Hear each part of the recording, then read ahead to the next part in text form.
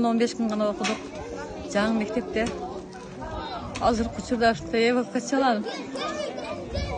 Бозадыр айылында жүрөм неберелер менен. Өзүм убактымды балдарга арнагым келет. Окуучулар менен мүмкүн болушунча стресстен чыгарып, кичине болсо да кызыктуу оюндарды уюштуруп, китепканасын бүгүн суранып ачып, китепканадан жомок китептерди окутуп, болгону аракетин кылып атам. Айылыбызга кетсек дегенде эки көз төрт болуп турат. Качан тынчтык болот, качан эвакуацияланган элди өз ордуна алып барат. Чыдамсыздык менен күтүп турам.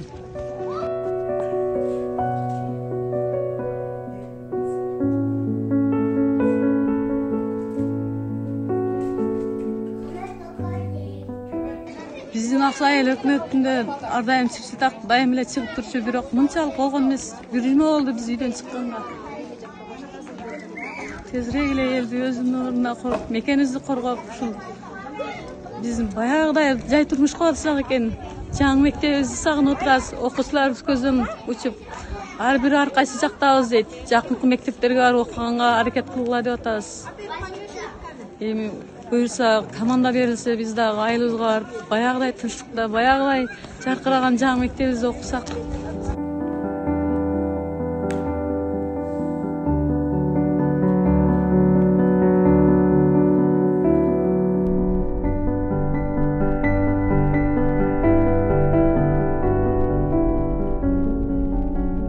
Бардыгы жетиштүү тамак ашуу болгондо убагында берип, өзүнүн режим менен, сааты менен берилип атат.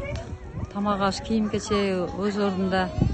Бардык элдер өзүнүн гана үйүн сагынып турат да, бирок баарыбыз ошону күтүп турабыз. Баягы эле жай турмуш болсо экен деп. Албетте Аксай айылынын, Капчыгай айылында, Миңөрүк айылында бир топ үйлөр өрттөлүп кетти дейт. Жүрөгүң өртөнөт. Бардык туугандарыбызга сабыр тилейбиз, башка айла жок. Анткени биз силер менен деген урандар биздин жүрөгүбүздө дайыма